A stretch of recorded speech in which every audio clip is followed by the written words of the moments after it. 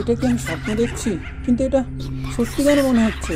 কিন্তু এটা যদি সত্যি হয় তাহলে আমার শরীর নাড়াতে পারছি না কেন?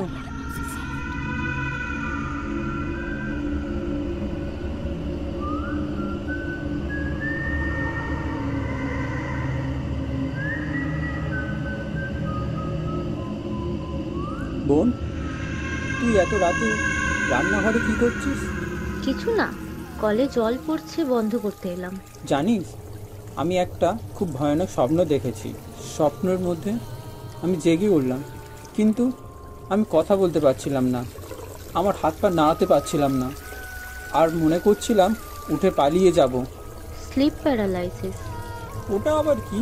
এটা একটা ভয়ানক স্বপ্ন, কিন্তু এটা সত্যি বলে মনে হয়। এতে তুই অনেক প্যারানর্মাল অ্যাক্টিভিটি দেখতে পাবি, আর শরীরটা প্যারালাইজড হয়ে যাবে। ভাগ্যিস তুই বলে দিলি, না হলে আমি সারা রাত চিন্তায় ঘুমাতেই পারতাম না। বোন, এখনো কলটা বন্ধ করিসনি, এখনো জল পড়ে যাচ্ছে।